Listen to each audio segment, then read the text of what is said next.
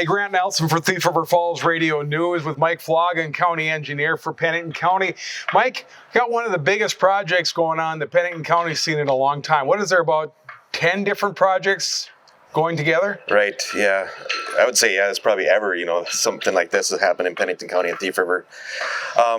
We've, several projects here. We have the Red Lake Watershed District with their West Side Drainage Project.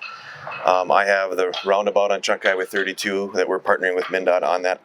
And then the new bridge location connecting that roundabout over the Challenger roundabout as well with that project. Let's talk about the bridge first. So it actually started in November last year, and they did work throughout the winter. They built cofferdams to build their piers. So both those piers were really built during the winter, and work continued on through the spring. Right now they're pounding piling for the abutments, and actually this morning they poured one of the abutments on the east side. So those pours will continue on the abutments into next week. Okay. So things are really moving forward, and then in probably 2 to 3 weeks they'll actually start putting beams on that center span. So actually we're talking about a completion date around October or so, aren't we? Yeah, right around there. I would hoping mid-September, but okay. Yeah. And then let's move out from the bridge. Let's go first to Challenger, the roundabout. A little bit about the detours, because that one's probably the one that causes the most inconvenience. Right, well, that had to be a full closure on that one. So there's a detour set, and that is on our number 7, County Road 7, that's paved.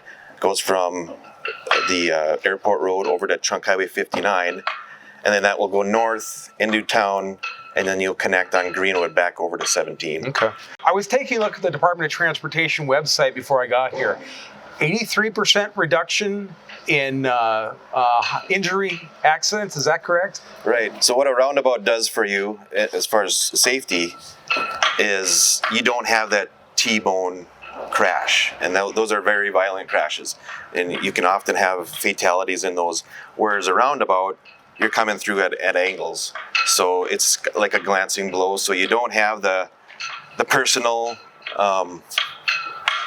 incidents, with like a fatality or serious injury. So you might have a minor injury. So most of the damage is just minor damage to vehicles, with those glancing blows. So that's the safety enhancements that we see with roundabouts. But I also like to talk about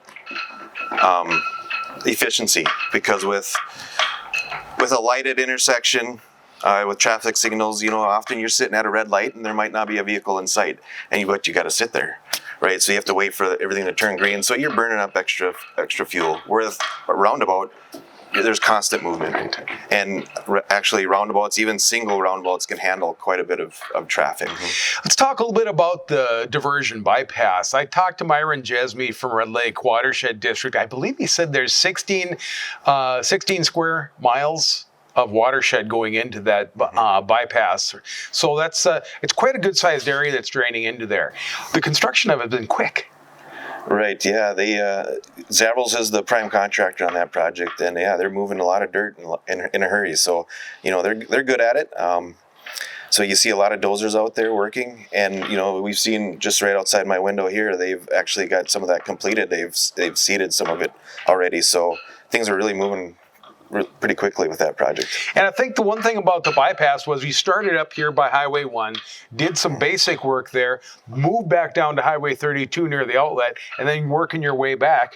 Right. And the name of that, that was done in the name, rather, of having this northern portion done for this big box culvert, right? Right, yeah. So they wanted a portion of it done on the north end so they can install that box culvert that goes through Trunk Highway 1. And then also, one of the first culverts that they'll be placing is on Trunk Highway 32 at the outlet. So I think that their plans for that is next week, or the week of the 15th, I should say. Okay.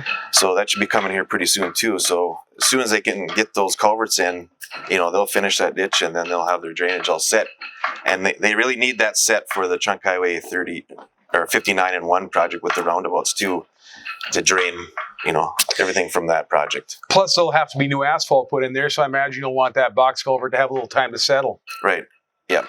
I want to talk to, for years, we've been driving down Highway 32 and we see that gully on the east side that heads down to Red Lake River, and the dirt has been sloughing in and sloughing in. It looks like you can't get anything through there. That's actually going to be the new outlet for the bypass, right? Right. See, that was the outlet of our old County Ditch 1, and it still will be.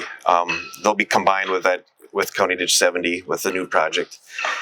So part of this project was to repair some of those sloughs and really put some armor into that outlet so it protects it for the future. So prevent some of that erosion. And when we say armor, we're talking rock. Right, rip-rap. Rip-rap rock.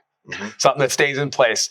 All right, let's move to the roundabouts. Figure mid-July, they'll probably be wrapped up. Is that right? Yeah. See, originally, they had planned to have those first 2 roundabouts finished for the county fair. Right. And of course, with what we're going through now with COVID, the county fair is not going to happen, but I believe they're still planning on, they didn't change that schedule.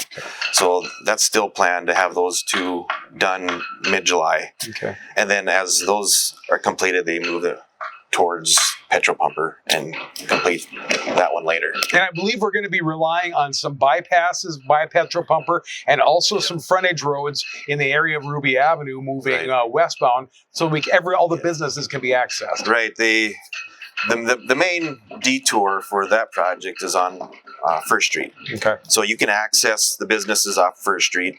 They want to make sure that they provide access to all those businesses so they can keep things going. Bunch of roundabouts, bridge, bypass. How long has this been in the works, the planning for this? Well, since 2017. And really when you talk about that bridge, that's been talked about for decades, so a lot of things happened, around 2017 with, some of the work with DigiKey and with that bypass that really triggered that bridge to happen now. And we were able to get some grant funds, to help pay for it. So that was great. And then hopefully, actually our roundabout on Trunk Highway 32, we're hoping for completion on that the 1st of August, right around that time. And then the roundabout at Challenger, a completion of the start of school, September 1st. And then, like we talked about earlier, that bridge, September 15th, right around October 1st. I think that's important too. There's been a lot of grants that have gone into making this happen. That might even be a reason why it took a little while, is to get grants to pay for all this. Right. Yeah, we had about $3 million in grants for my projects. Yep. And without those grants, that may not have happened, those projects. So certainly that was a big deal for us. We have a lot of construction employees out there that want to go home to their families at the end of the day. So, just be patient. We'll get to the end and just drive safe. Seems like a byword right there is safe or safety. Thank you very much, County Engineer Mike Flaagan. And I'm Grant Nelson for Thief River Falls Radio News.